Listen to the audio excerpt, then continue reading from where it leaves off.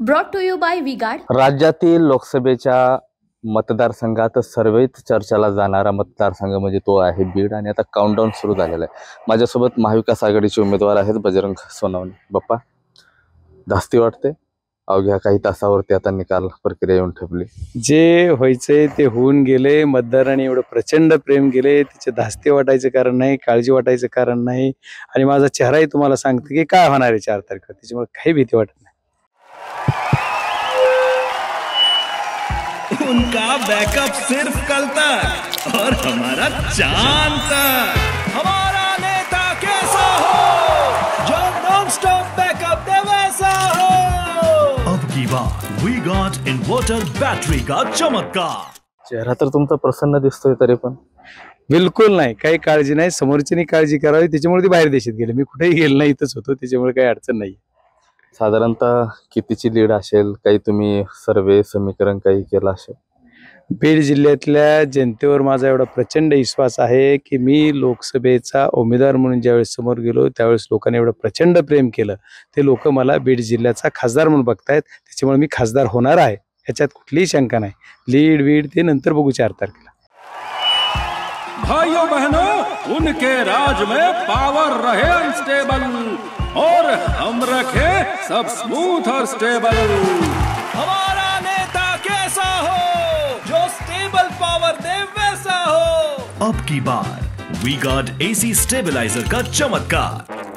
मात्र महायुतीच्या उमेदवार पंकजा मुंडे म्हणाल्या की जाती अंताचा हा फटका जो आहे तो पुढच्याला बसणार, माझा विजय निश्चित आहे।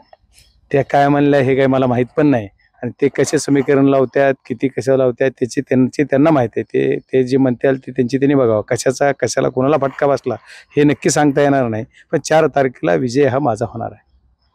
तुम्ही एक मागणी पण केली होती निवडणूक आयोगाला, त्या मागणीचं काय झालं? निवडणूक आयोगाने आज तागायत तरी फेरमतदान घेतलं नाही, किंवा निवडणुकीमध्ये काही अधिकारी मला हे नकोय असं सांगितलं होतं। पण सत्तेचा वापर किती होतो हे सगळ्या उघड्या डोळ्याने सगळे बघतायत। आणि मी निवडणूक आयोगाच्या माध्यमातून जिल्हाधिकारी महोदय असतील किंवा आणखी बाकीचे काही अधिकारी त्यांना या निवडणूकच्या काउंटिंग प्रक्रियेमधून बाजूला ठेवावं अशी मागणी केली होती।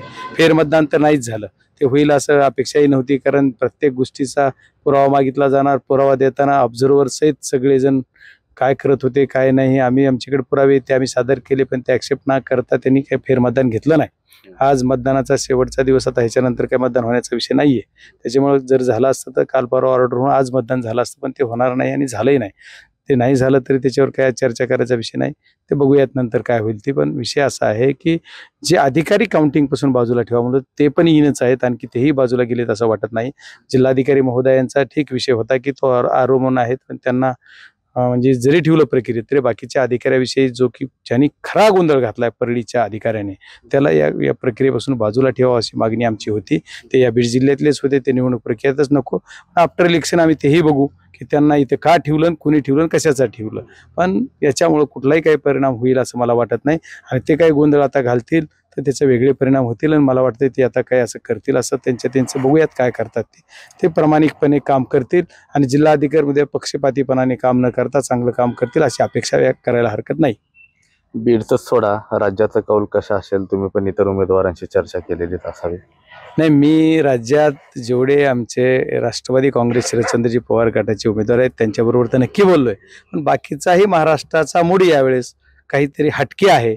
आता हे जुनं सगळं संपून जाऊ द्या, जुने जाऊ द्या मरणा लागून सावध, किंवा पुढील हका ऐका असं म्हणल्यासारखं पुढचा विषय होणार आहे। त्याच्यामुळं महाविकास आघाडीचा वर चष्मा या निवडणुकीत निकालामध्ये तुम्हाला दिसून येईल। सोशल माध्यमांपासून तर चालू आहे की बजरंग बाप्पा 1 लाख लीड, 1.25 लाख लीड, पंकजा मुंडेंचे कार्यकर्ते म्हणतात 1.5 लाख लीड। तुम्हाला काय वाटतं? नाही, कार्यकर्ते आमचे काय म्हणतात त्यांचे काय म्हणतात, म्हणजे प्रत्यक्षात काय होणार आहे तर मी विजयी होणार आहे। लीड कुणाला काय मोजायची ती 4 तारखेला त्यांनी मोजावी। नक्की लीड कुणाला काय पाहिजे ते 4 तारखेला मोजलंच पाहिजे, मात्र विजय हा माझाच निश्चित आहे असा जो दावा आहे, असा विश्वास आहे बजरंग सोनवणे यांनी यावेळी व्यक्त केलेला आहे। कॅमेरा पर्सन अक्षय रडेसह मी Mahendra Kumar Mudholkar, TV9 Marathi, Kej, Beed. Brought to you by V-Guard.